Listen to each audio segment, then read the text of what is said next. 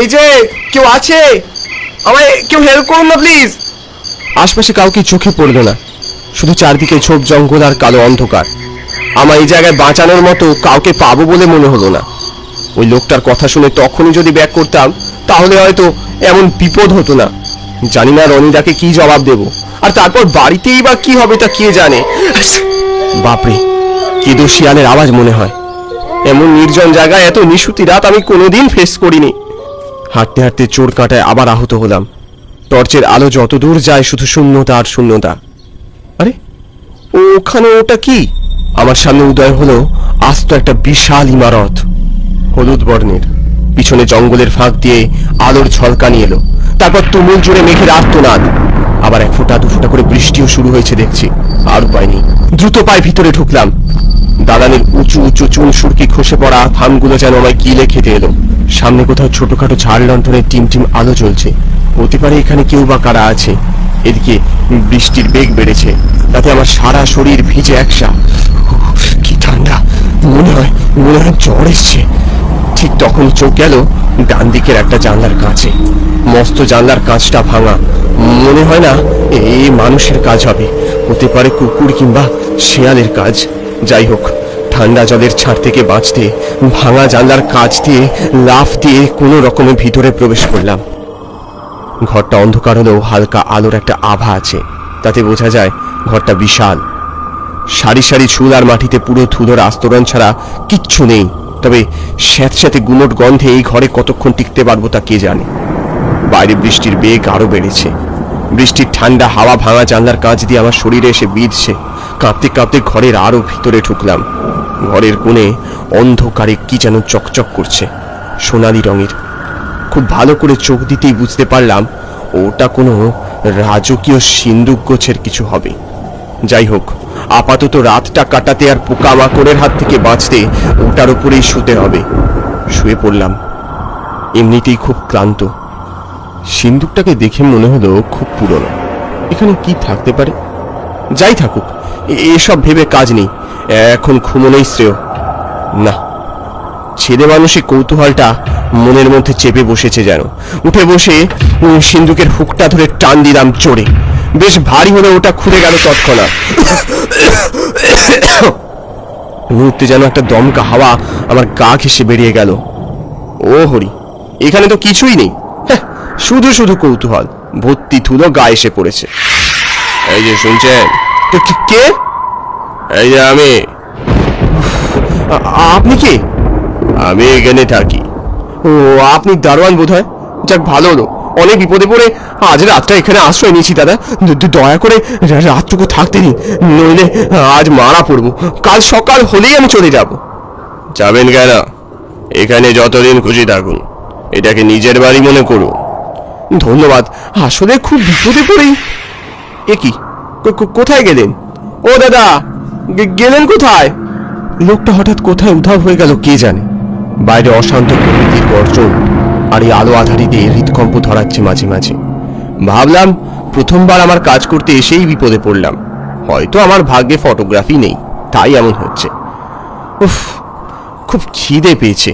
সে কোন সকালে চা বিস্কুট খেয়ে বেরিয়েছি, তারপর একটা দানা পানিও পেটে পড়েনি। এত রাতে একখানা হাঁসের ডিম ছাড়া আর কিছু পেলাম না। কে আপনি? আপনাকে তো ঠিক চিনতে পারলাম না। আমি নিবারণ, ওই দরওয়ান আমায় পাঠালো। ও, তাই বলুন। আবার এসবের কি দরকার ছিল? আরে খান খান। এমনিতেই তখন থেকে পেট চোঁচো করছিল খিদে। ডিমটা দেখে লোভ সামলাতে পারলাম না, না দেখি একেবারে গলাধঃকরণ করলাম। এই নিন জল।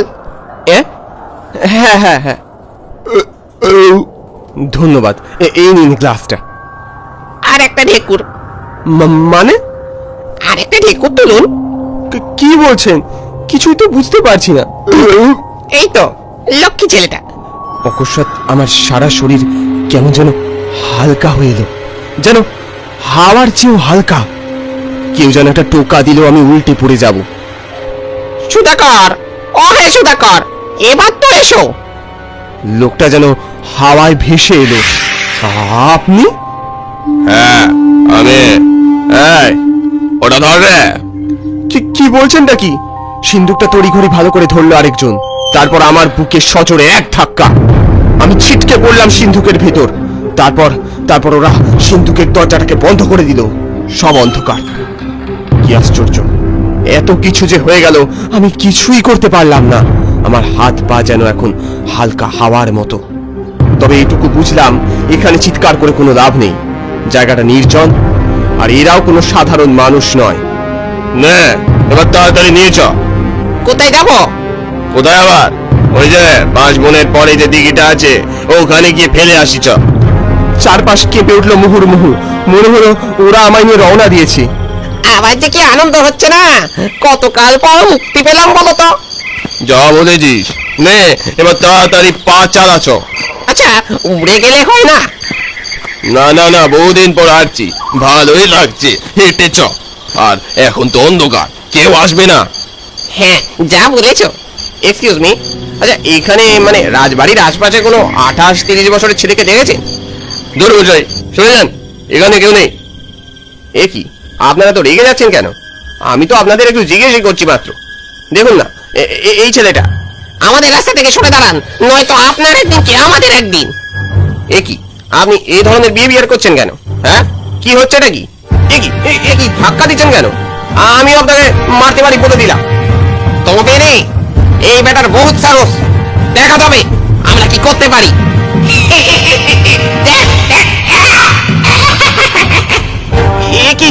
কি আপনারা? ওরে বাবা রে, খুব পেরেছিস। দেখ, আজকে তোকে জবাই করে ছাড়বো। আমায় ছেড়ে দিন, আমায় ছেড়ে দিন। আরে এটা রনিদার আওয়াজ না? হ্যাঁ, ওর চিৎকার শোনা যাচ্ছে। এই আমার শেষ সুযোগ, আমাকে সর্বশক্তি দিয়ে ওকে বলতেই হবে, রনিদা, ও রনিদা বাঁচাও। অয়ন, অয়ন তুই কোথায়? এই সিন্ধুকের মধ্যে। ওখানে কি করছিস? আর বলো না, ওরা আমায় ঢুকিয়ে দিয়েছে, আমায় উদ্ধার করো। ঠিক আছে দাঁড়া, চিন্তা করিস না অয়ন, সব ঠিক হয়ে যাবে।